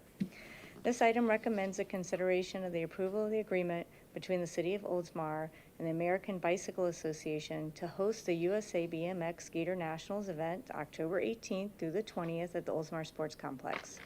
The city has hosted Gator National events since 2003 and has been selected as a host site again for 2024. It is anticipated there will be approximately 1,000 athletes competing with an attendance of approximately 13,000 people over the weekend, traveling nationally and internationally. The agreement has been reviewed by the city attorney and staff recommends approval. Thank you. I'll entertain a motion to approve. A motion, do I have a second? Second. Motion and a second. Any other discussion? Andrew's not allowed to ride his bike. And I was Andrew's just not double allowed. checking the language to make sure there's nothing in here requiring me to perform during the weekend. You're never going to live it down. You had a helmet on. Gone downhill. Yeah. You can just, Downhill from you here. can just go in a straight line. Exit here, please. There is a requirement for the medical tent in the actual event, guys. That's why we gave him the EMS. Far worse proclamation. injuries by than the 20. ones I sustained. Yes, indeed. That's why he got the signal to the EMS guys, like, just in case I need you. They just left, They're going to prepare for October. probably. All those in favor signify by saying aye. Aye. Aye. All opposed, motion passes. Item number 23 is approve an agreement for the use of recreation facilities with Palm Harbor Youth Football Association. The City of Oldsmar partners with youth sports organizations to provide recreation-based sports activities at the Oldsmar Sports Complex. This item recommends an approval of an agreement authorizing the use of soccer football fields 1, 2, and 3 as determined by the registration numbers. The agreement reflects a field allocation that considers the number of players served by the organization. Based on the needs and goals of the organization, Palm Harbor Youth Football will share field space with Oldsmar Youth Soccer, as allocated Monday through Friday from 5:30 to 9 p.m., Saturdays from 7 a.m. to 9 p.m. Allocation does not include Sundays or when the fields are closed for special events or maintenance. The league will be responsible for reimbursing the City of Oldsmar 18% of the total electricity costs incurred during the term of agreement. The agreement has been reviewed by the city attorney and staff recommends approval. Thank you. I'll entertain a motion to approve. So moved. Motion, with a second. Second? Motion and a second. Any other discussion? Sensing none, all those in favor signify by saying aye. Aye. All opposed? Motion passes. Felicia, are you sure you don't have anything else for us tonight? I am sure. Okay, well, quite robust. Our next on our agenda is our city clerk, Kristen Garcia. Do you have anything for us I tonight? do not have any items. Nothing for Thank you. Kristen. Next up is city council. Item number 24, consideration of ordinance 2024-12, increasing the salaries paid to council members and mayor after the expiration of their current terms. What I wanted to say before we started discussing is that I think that since this potentially impacts future councils, that I would rather have all 5 of us here to discuss it. So with the mayor's absence, I think it's best if we postpone this item until the June 4th meeting. I might not be here for the June 4th meeting if I am called to trial in Lake County. Okay. Not for my own trial. What For a did you trial, do? I will be for a trial for which I will be counsel for the county. Okay. Thank goodness. Yeah. Well, then we'd have to postpone it again. I'd rather have all 5 of us here, only I think because that it's makes such an sense. important thing, if that makes sense to Sure. everyone. So I'll entertain. Motion to Go ahead. postpone until the June, should we play it safe and go 2nd June? Yeah, the second meeting in June. It's only a Motion to 3-day trial. postpone It's just, this agenda item to the second meeting of June, which would be June 18th. 2024. Have a motion, have a second? second? Motion and a second. Any other discussion? All those in favor signify by saying aye. Aye. All opposed? Motion passes. Thank you, everyone. Item number 25, authorize the city attorney to revise Resolution 2021-09, Section 2, regarding Parks and Recreation Advisory Board meeting attendance. As some background, at the May 13th, 2024 meeting of the Parks and Recreation Advisory Board, the board unanimously recommended that the council authorize the city attorney to revise Resolution 2021-09, Section 2, regarding the board's meeting attendance. The resolution currently states that, quote, any member who fails to attend 2 meetings of the board during a 12-month period shall result in forfeiture of their board position, end quote. The board recommended that the resolution be changed to state that 2 unexcused absences during a 12-month period shall result in a forfeiture of the board position, and that the board would decide what absence would be considered excused. 3 board members were absent at the May 13th meeting, and those were the second absences in the 12-month period for all 3, which would result in forfeiture of their board position. One of the 3 members did notify the clerk's office prior to both meetings with the reason they were unable to attend. So I will open this up. You guys want to discuss first? We want to put a motion I'll on? make the motion for discussion purposes to authorize the city attorney to revise the resolution. I have a motion. Second. And a second. Okay. Councilmember Gannon? Thank you, Vice Mayor. The city clerk graciously provided us some information regarding our other board, the policies of our other boards. My understanding, the Board of Adjustment has a clause that says misses 3 consecutive meetings without justification. Code enforcement has 3 consecutive meetings without cause and without prior approval. Firefighters pension, we'll just put that in a different bucket for just a second here because that is a statutory board. Parks and Rec is kind of an outlier here. The planning board, again, without justification acceptable to city council, interestingly enough. And Veterans Advisory Board, 2 consecutive unexcused absences. So thank you, Kristen, for that information. And, you know, we had a comment via email from a board member and one from board member tonight, Ms. Stevens, that they support this. And, you know, I've been on that board. At the time that it was passed, it was a different makeup, and there were issues that have since resolved. So I think this is a fair recommendation and would permit the board to essentially police itself and determine, you know, that's excused or that's unexcused. I certainly hope that a tragedy in the family would constitute an excused absence. I'm sure that it would. And I think that based on the data we have, it's my understanding that there are certain absences, such as that was brought up by Ms. Stevens, where, you know, I had a family tragedy, I cannot be there. And then there's certain absences where it's just a no show, no call, no explanation. Right. And I think that will naturally kind of take care of itself. And we can always change it. Those are my thoughts. Some additional comments. I think trying to get some uniformity in terms of, in essence, how even within the charter, we have the ability to have excused absences as it relates to our service requirements up here. I think it would be fair to really take a thorough look at that, and does it make sense to make that language more uniform throughout all of the boards, just basically defining it as excused absence and getting some consistency there. The other thing that I would like to throw out there, kind of in light of the details of the memo that was shared, is for the one board member that did make the effort to basically say, hey, I can't make it, I have something that's preventing me from being here, if we could make some consideration of having these changes be retroactively enforced to where that person may not be subject to losing their position. So I'd like to just have that out there under consideration as well. They made the effort, but obviously the language just didn't allow it in their current format. Right. I agree with, you know, Councilmember Gannon and Knapp completely. I mean, all your other boards allow for it. You know, excuse things, life happens. You know? Yeah, I agree. I think I'm fine with this change. I think it's worthwhile. I think what I would like to see, and if we could ask staff to come up with some sort of uniformity for all of the boards, so everybody knows. Like, Especially if you're on two different boards. Joe, how many absences can you have on the planning board? How many can you have on Parks and Rec?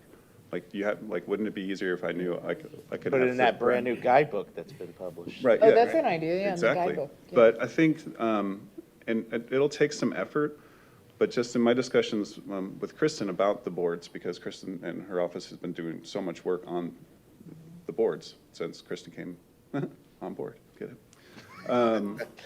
Sorry, it was terrible.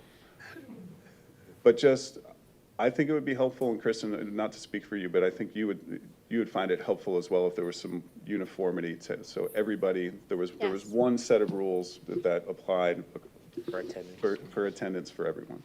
And even look at some of the other provisions of what goes on the boards to see if we can establish any uniformity. That's correct. But we've got the motion, we've got the second, so make this change now, and then have staff come back with further recommendations later, and allow it to be retroactive so we don't lose 3 members in one fell swoop. No, I think we should make the change now to resolve the issue. Do we need to amend the motion then, Tom? I think that I need some direction as to what the retroactive date was going to be. Do we If it's know? going to be May 1st or April 1st, give me a date that I can put in there. Know what, 2 meetings back? November of 2023, and the May 13th, 2024 meeting was the second absence. We just say November 1st? is- No, if you say May 1st, you would solve all those Oh, problems. yeah, because you only have Yeah. to solve it for one meeting, not 2. Okay. So Retroactive maybe to the May. motion would be retroactive to May 1st. Well, was the recommended motion was just to provide guidance for you to revise Yes. it, but not necessarily the specifics of what to revise, or should we? No, it was to revise the resolution to allow for 2 unexcused Okay, absences. but not specifically for retroactive. Right. Okay, Yeah. so I will amend my motion, if you'll permit me, So to permitted. authorize the city attorney to revise the resolution regarding the Parks and Recreation Advisory Board meeting attendance to permit 2 unexcused absences, or 2 excused absences retroactive to May 1, 2024. Thank you. Second. Motion and a second. Any other discussion?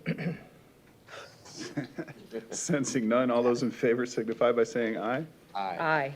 Opposed? Motion passes. Item number 26, appoint representative and alternate to the Suncoast League of Cities for a term expiring in 2024. Remember at the last meeting, we voted to table this item until now. So the Suncoast League of Cities has requested confirmation on the city's representative and alternate to the Suncoast League of Cities. And so we had the discussion at the last meeting was, we weren't sure if we were bound by the bylaws. We asked if we could get some more information about what it is that we actually need to appoint. I think we found some information from Angela Christ that there's 2 upcoming meetings that are virtual, so that was one of the issues that we were having. I know Mayor Saraki, again, he was the president of the Suncoast League. So, not to continually postpone things, but since he's not here, if he wants to continue to be the representative. Oh, he does want to? No, I don't know if he does or not, because I got the impression at the last meeting that he did not. he wanted one of us to That was go. just kind of the same impression I got. And I think, but from my discussions too, it was that it doesn't necessarily have to be an alternate. Any member of council can be the alternate. Yeah. So it does, we don't have to say, oh, it's going to be council members Knapp and Gannon. It Right. can just be, like I said before, I can't do it. So I have to take my name out, virtual or not. That's just, I can't have another. I will be so bold as to self-nominate. Okay, wow. All right. But in full disclosure, I can't go to the meeting this Friday at 11:30 a.m. Jackson has an appointment at Johns Hopkins that morning. And I'm not going to the annual conference, but as we discussed, I believe Councilmember Knapp and Mayor Saraki are going to Hollywood to be there for the voting purposes, so perhaps there could be an alternate, as you said, anybody could be an alternate member. And according to Ms. Christ, she said while attendance is not required, it is strongly recommended specifically for the purposes of the voting meetings. For Right. example, on the legislative priorities, nominations for the officers, and voting on the slate of officers in September. So there are a couple of virtual meetings in there.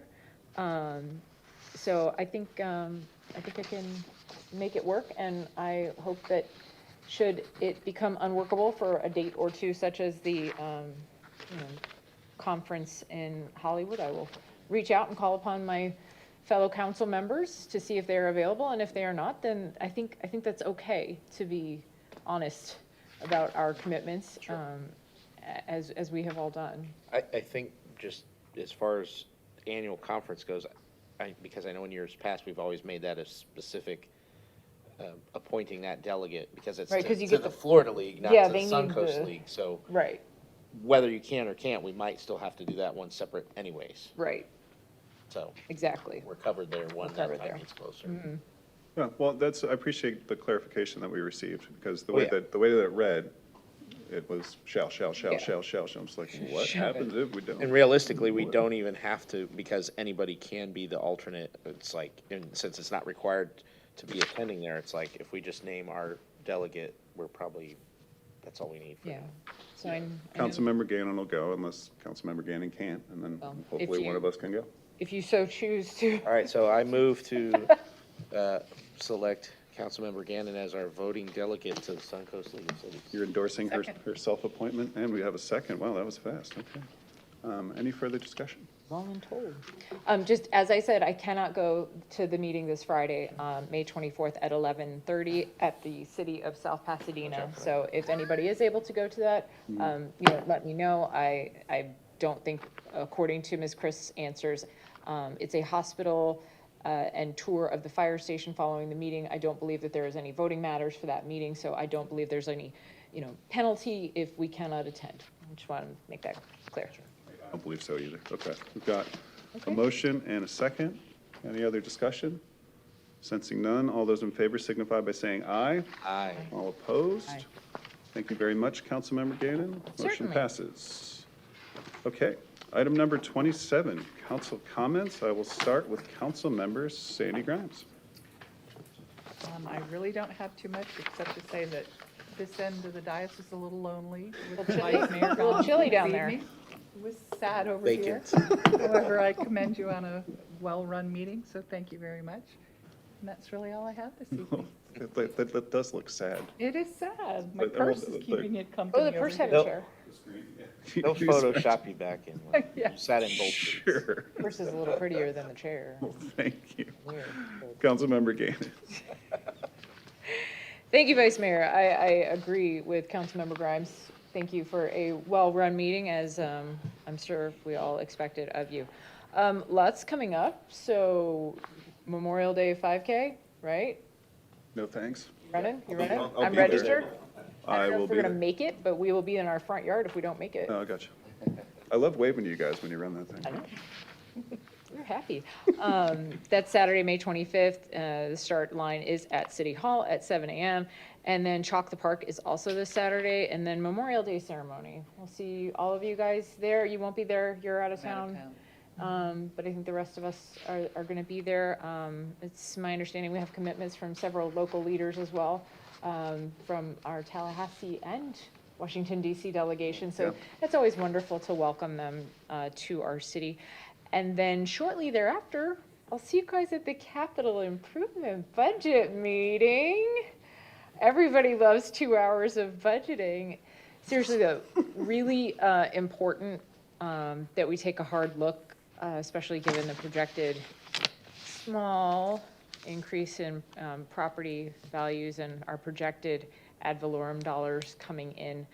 I think we need to, really take a look at those capital improvement projects that are unfunded and have been unfunded for a really long time.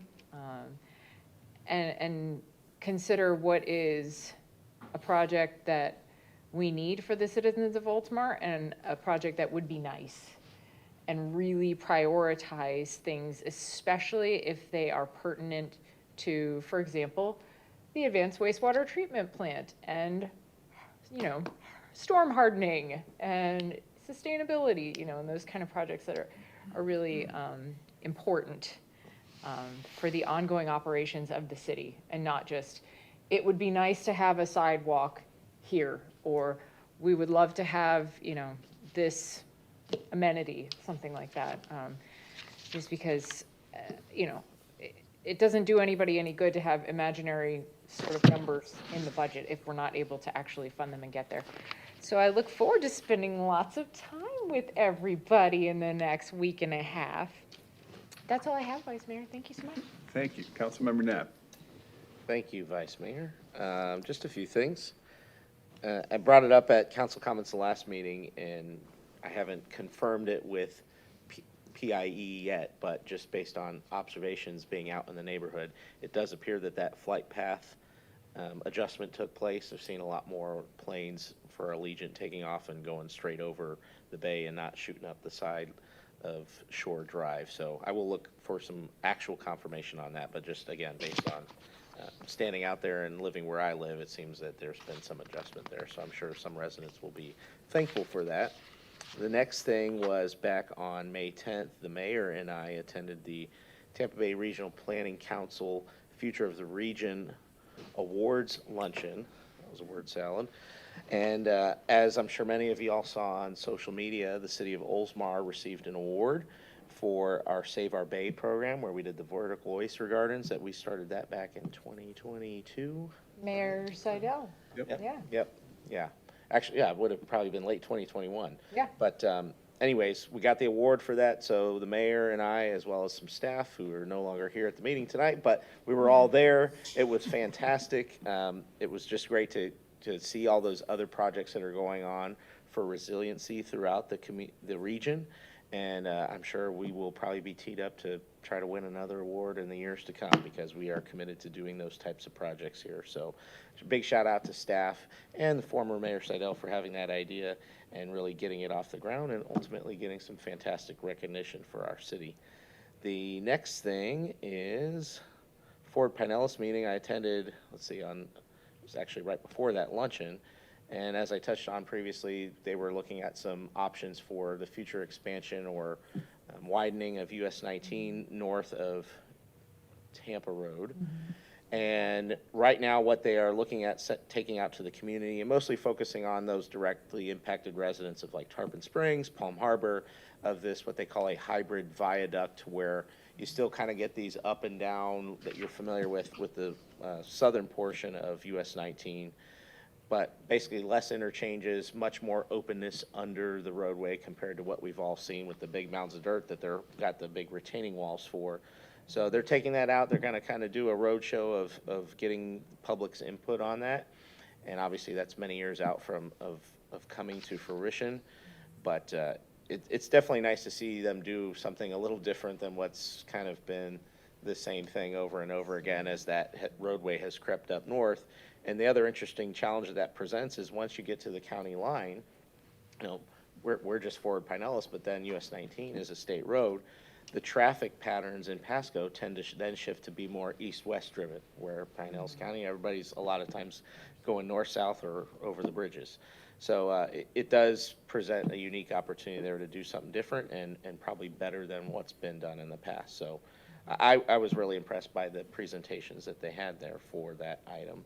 And then another thing actually kind of related to Ford Pinellas then was over this past weekend, I attended the MPOAC Weekend Institute. And so that is for the Metropolitan Planning Organizations Advisory Council. And it's essentially providing training for those folks sitting on the MPO boards throughout the state. So there were some folks from across on the other coast that had come to Tampa.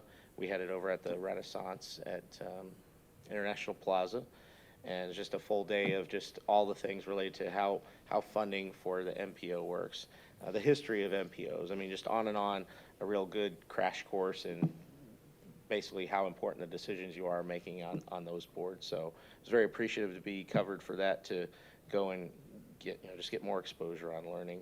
And then finally, I just wanted to also give Suda a shout out for the recital. It was the first time I'm sure, I think all of us were there that one, I don't know if you were, Vice Mayor, at the prior recital back, Mardi Gras.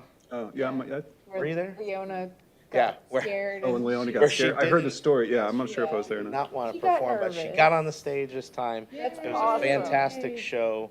It was a really touching moment. It was one of her classmates that had done her first solo dance, and I think I got to witness the first bit of stage jealousy.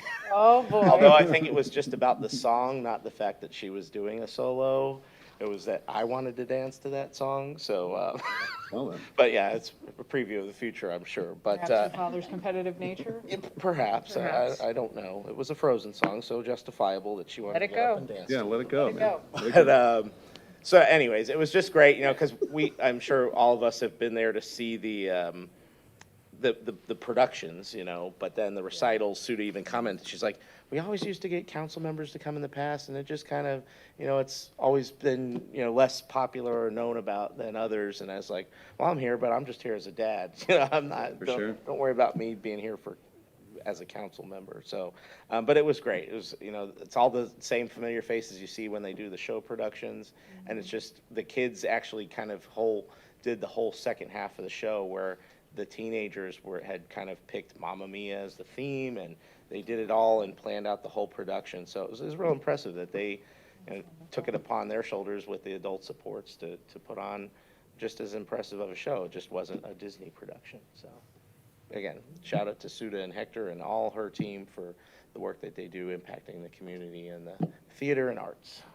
And that's all I have, Vice Mayor. Thank you very much. I don't have all that much. Another reminder, I know Councilmember Gannon brought it up last meeting, but school is out next week. Next week. And Chip, you get to have both of my children at camp this summer. Chip's like, not me. Not me personally. But just keep an eye out. I always like making the joke that I know everybody's excited that the kids will be home instead of gone for 6 or 7 hours a day, but they're excited. Summer's coming. So just everybody keep an eye out because the kids will be out much more. I'm also excited for Memorial Day. I do want to do a fatherly brag. Our daughter earned her orange belt at Mr. Bug's Martial Arts, a whole bunch of Nice. breaking boards. Mr. Swagger's daughter also earned her next belt up. I don't know what color it was. Camo. Won her camo belt. Wow. And Oh, they had that color. I didn't either. what they're all stacked up on his wall. Just boom, boom, boom, boom, boom, boom, boom. Wow. But you have to go through belt testing. They have to break boards. They have to do Yeah. kicks. They have to do all sorts of different stuff. That's Jason, impressive. I know you know it well. But it was neat. She was really excited. It was a lot of hugs. She was very emotional about it. So just a very proud moment for me.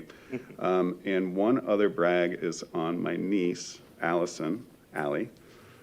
She just got what had already been accepted to the engineering program at Virginia Tech.